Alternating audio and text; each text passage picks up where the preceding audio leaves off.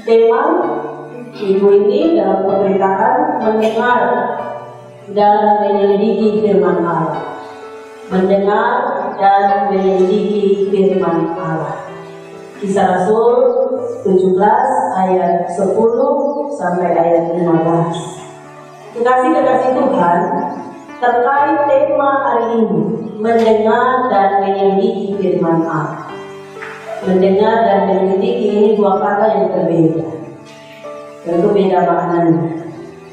Mendengar dan menyelidiki firman Allah yang dibutuhkan dari kita untuk mendengar firman adalah telinga atau pendengaran yang baik.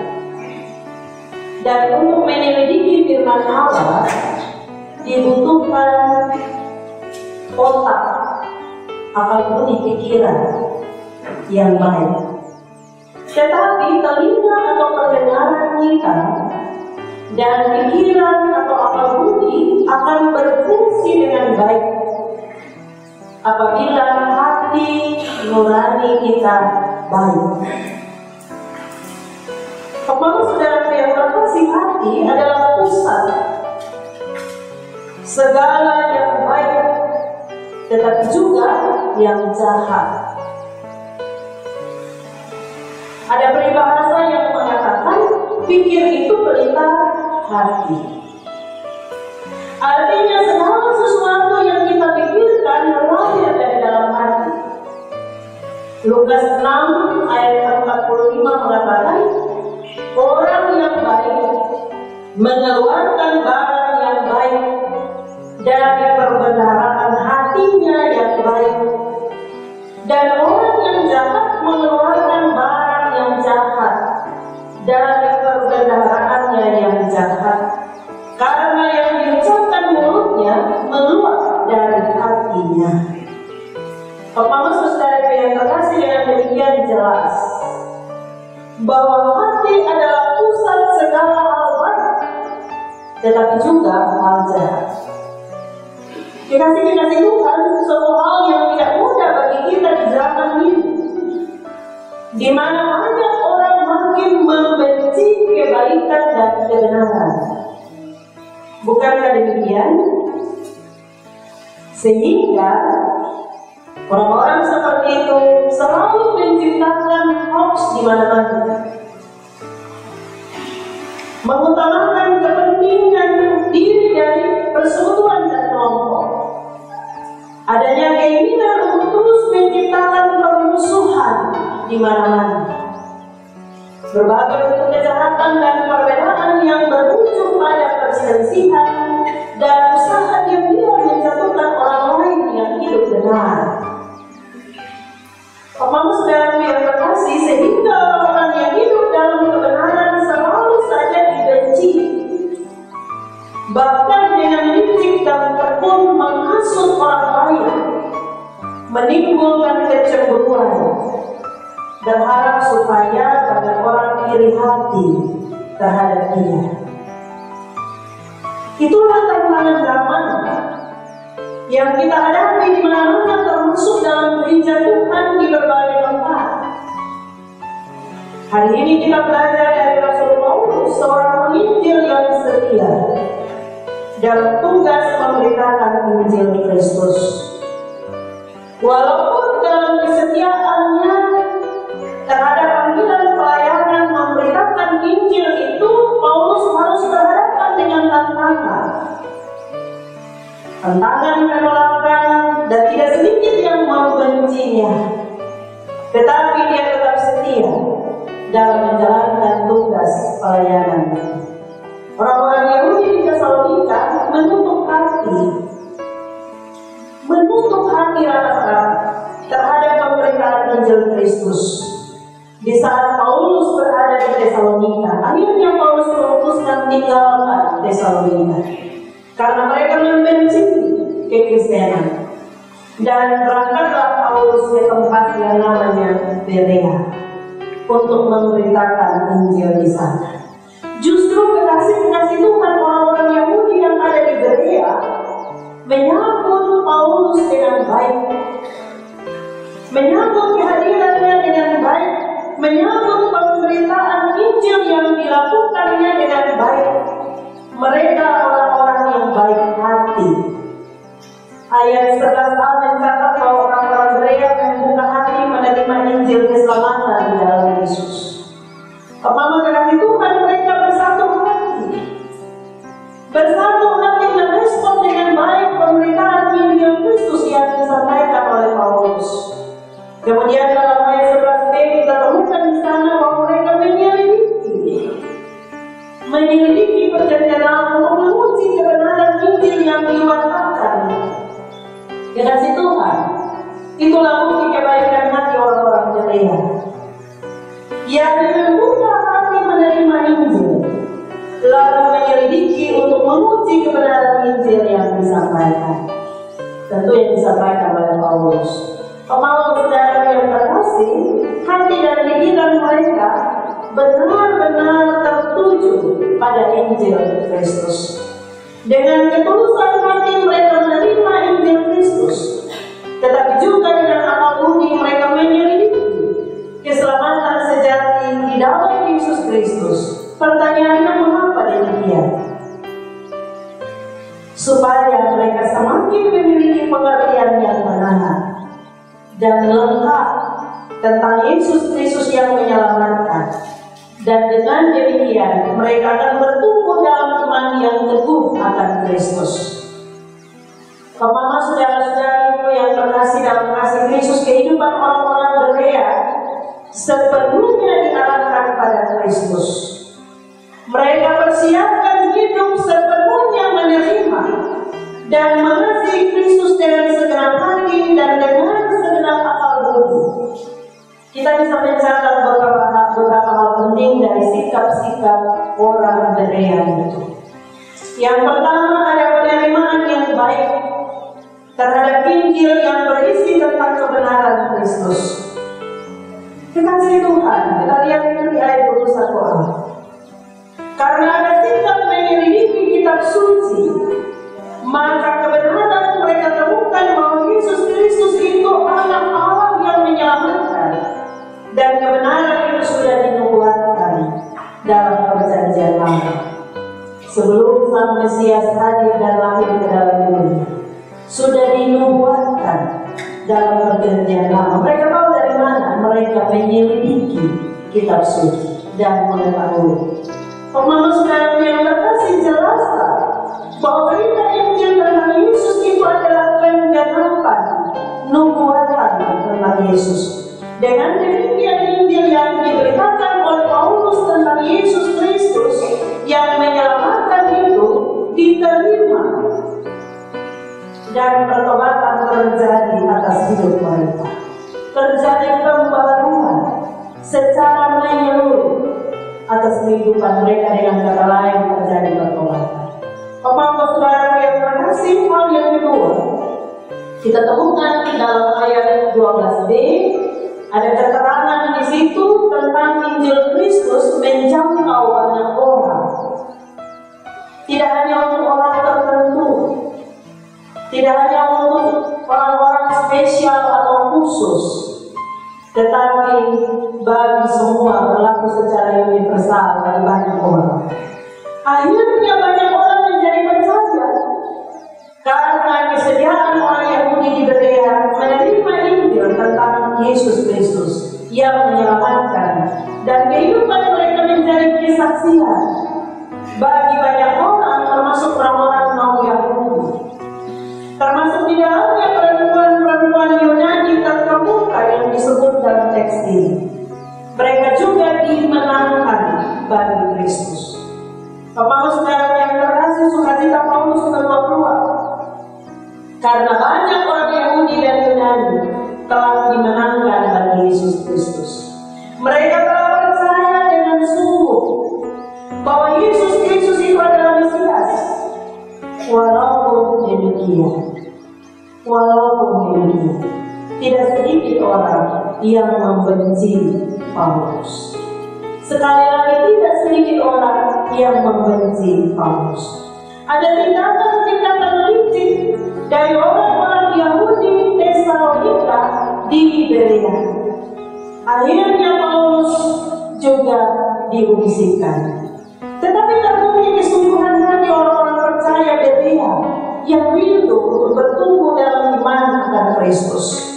Karena itu Silas dan Timotius tetap tinggal di Berea supaya belajar membina kerohanian umat Tuhan di Berea, sambil belajar mendalami firman Tuhan, tetapi juga membina kehidupan rohani umat Tuhan di Berea. Ayat 14. Pemohon kasih Tuhan, pelajaran apa bagi kita semua saat ini?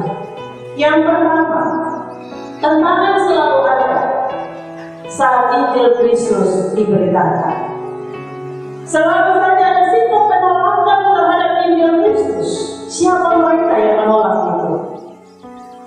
Pertanyaannya, siapa? Mereka adalah orang-orang yang suka menghasut. Dalam teks ini jelas disebut kata menghasut. Orang Kupang bilang suka tusuk sini, tusuk sana. Iya ya, provokator. Suka memprovokasi sini sana, bikin kacau lalu menolak Injil Kristus yang menyelamatkan. Dan mereka itu orang-orang jahat, dan gereja Tuhan selalu berhadapan dengan orang-orang jahat seperti itu. Walau seperti itu, pemberitaan Injil oleh para hamba Tuhan atau abdi Tuhan tetap dan terus dilakukan dengan ketulusan hati, sekalipun tidak mudah tantangannya karena berisiko seperti yang disebutkan. Pemahaman kasih Tuhan, gereja Tuhan semakin dihambat, semakin merambat. Karena kenyataan Tuhan sungguh sempurna bagi gerejanya. Tangan kasih Tuhan bekerja selalu, sehingga banyak jiwa pasti dimenangkan bagi Tuhan. Manusia tidak kuasa, tak punya kuasa apapun manusia untuk menghentikan pemberitaan Injil Kristus yang dilakukan oleh para abdi Tuhan sepanjang abad, sepanjang masa. Injil Kristus akan terus berkembang oleh pekerjaan Roh Kudus. Sekalipun ada kebencian di mana-mana, tetapi kebencian bahkan kematian pun tidak bisa menghentikan perkembangan Injil Kristus. Pemahaman saudara yang terkasih oleh kata tugas pemberitaan Injil Kristus, tidak sedikit orang Kristen yang dibunuh. Itu banyak sekali kisah tentang para martir, mereka yang mati karena pemberitaan Injil Kristus. Saya ingat beberapa tahun yang lalu bersama teman-teman pelayan yang lain kita pergi ke Palu, dan di situ ada sebuah gereja Efata di Palu. Kami saksikan secara langsung peristiwa yang sangat tragis.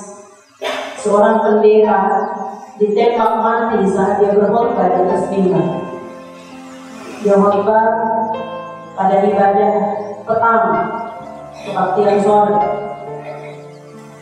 Pendeta Susanti Timulere itu 18 Juni 2004. Saya yakin Bapak semua juga mendengar kisah ini. Dan saya bersyukur karena saya bisa menyaksikan langsung. Bukan menyaksikan peristiwa itu, tetapi mendatangi tempat itu. Dan yang kami saksikan adalah bekas-bekas darah, tumpahan darah itu masih ada. Dengan sengaja mereka tidak mau menghilangkan.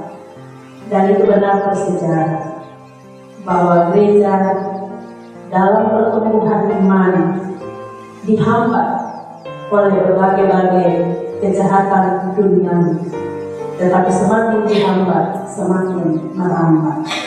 Gereja Tuhan semakin bertumbuh, gereja Tuhan sudah mati hanya karena hambatan-hambatan. Bapak-bapak saudara yang terkasih dalam kasih Kristus, sekali lagi oleh karena tugas pemberitaan Injil Kristus, tidak sedikit orang Kristen yang dibunuh, tidak sedikit orang Kristen yang dipenjarakan, tidak sedikit orang Kristen yang ditolak di mana-mana. Tetapi darah para martir itu akan menjadi benih yang tumbuh subur dalam pertumbuhan iman dan gereja Tuhan sepanjang abad. Bapak saudara, ini Bapak dan saya, saudari dan saya dipanggil untuk mewartakan Injil Kristus, entah baik atau tidak baik keadaan. Sebab tugas pewartaan itu sudah diperoleh dengan baik oleh para pemberita Injil sebelum kita. Jangan pernah lelah memberitakan. Jangan pernah lelah menyaksikan Injil Kristus yang menyelamatkan itu. Jangan pernah takut akan dibenci. Jangan pernah takut akan ditolak. Jangan tawar hati oleh berbagai tantangan, agar anugerah keselamatan di dalam dan melalui Yesus Kristus dapat dinikmati oleh banyak orang. Semakin banyak pemberitaan Injil dilakukan di mana-mana, semakin banyak jiwa diselamatkan untuk kerajaan Allah. Amin. Kok Bapak? Amin. Saya begitu Bapak. Karena itu jangan sampai kita berpikir, oh itu tugas hanya pendeta bertugas. Itu tugas hanya para majelis ya, yang menyandang jabatan gereja tertentu saja. Tentang yang lain, kalau kita semua punya tugas yang sama untuk memberitakan ini. Kita ingat bahwa ada amanat agung, pergilah ya untuk memberitakan ini. Baptislah mereka dalam nama Bapa, Anak, dan Roh Kudus dan seterusnya. Itu amanat bagi kita semua, gereja Tuhan bagi orang percaya sepanjang abad. Mama saudaraku yang terkasih, catatan yang kedua, mari kita teladani sikap hati yang serius dari orang percaya di gereja.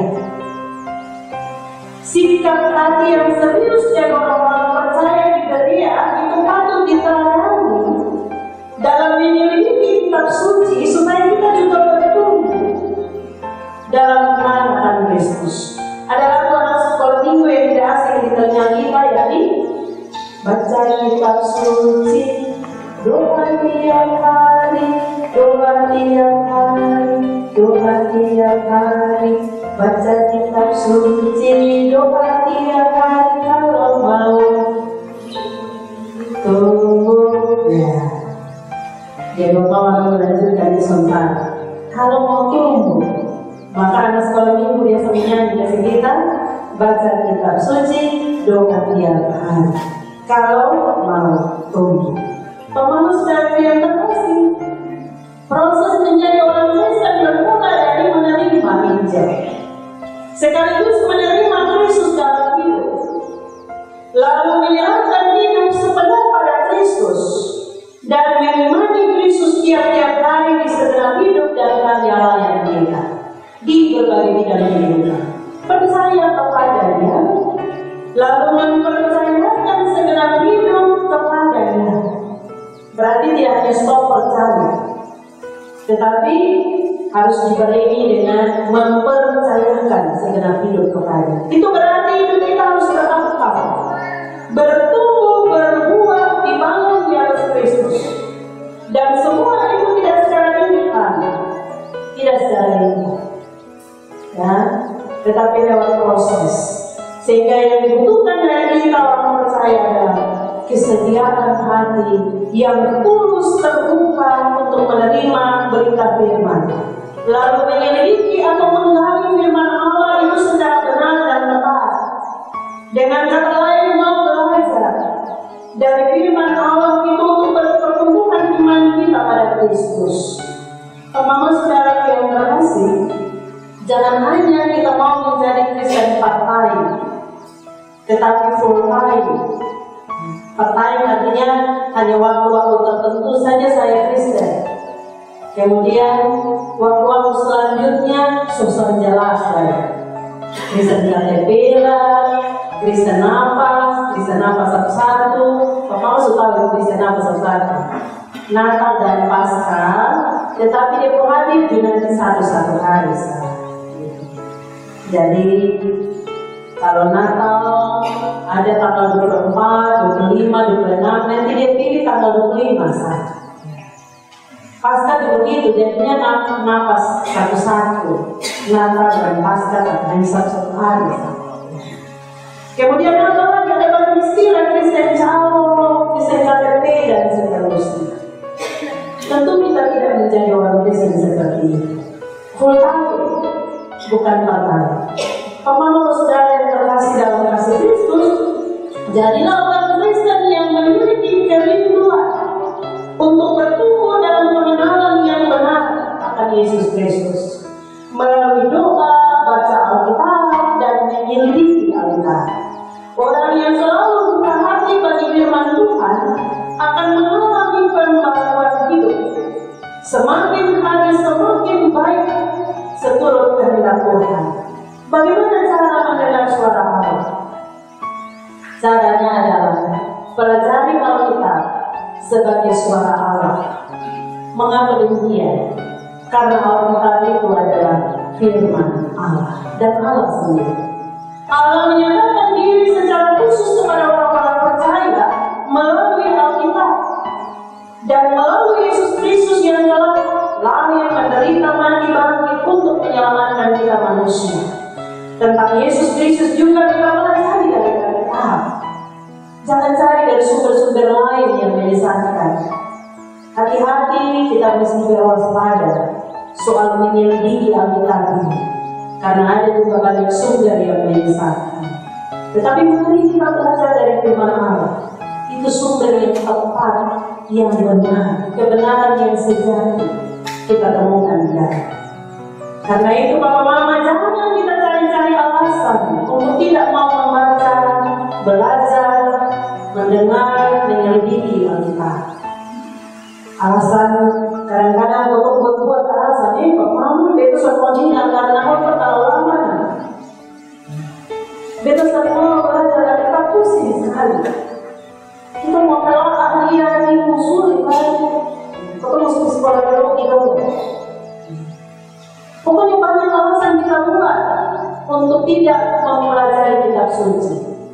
Padahal anak sekolah minggu mesti kita ya, supaya bertumbuh harus baca Alkitab. Kalau saudara jangan sampai saat mati baru kita tahu Alkitab peti mati, ya, diganti jenazah. Dengan tujuan supaya nanti kita masuk surga. Padahal selama hidup kita di surga, kita perlu dengan debu. Karena saya setuju tidak bahwa dari toko ini langsung kita pajang di ruang tamu. Orang datang ngomong di orang Kristen. Tapi hidup tidak pernah baca Alkitab. Nanti mati kita taruh di peti ya, supaya mati masuk surga. Atau anak bayi biasa menangis malam-malam itu kita taruh Alkitab di bawah bantalnya supaya setan tolak. Padahal hidup hari-hari suatu orang baca Alkitab, mendengar Ustaz mau, apalagi melakukan. Baca dan dengar saja tidak berani melakukan. Pemahaman saudara yang terkasih dalam kasih Kristus, supaya kita bertumbuh. Kalau orang Kristen mau bertumbuh dalam iman dan pengenalan akan Kristus sebagai Tuhan dan Juru Selamat, maka tertibkan waktu bisa membaca Alkitab. Lalu selidiki kitab suci termasuk rajin dan setia beribadah untuk mendengar dan belajar dari firman Tuhan. Jangan di saat tertentu saja, saat kita gagal, saat kita sakit tak kunjung sembuh-sembuh, ya, saat tertunda naik pangkat, golongan dan seterusnya, tolong baca Alkitab ini siang malam 24 jam. Teruslah belajar mendengar firman Allah dengan selalu menyelidiki kitab suci sehingga kita mampu meneliti dan menyimak yang mana kehendak Allah dan yang mana bukan kehendak Allah, supaya kita tidak sesat. Terus bertumbuh dalam pengenalan yang benar akan Kristus melalui hati yang selalu terbuka untuk mendengar, menyelidiki dan melakukan firman Allah. Damai sejahtera Allah menyertai kita semua. Amin.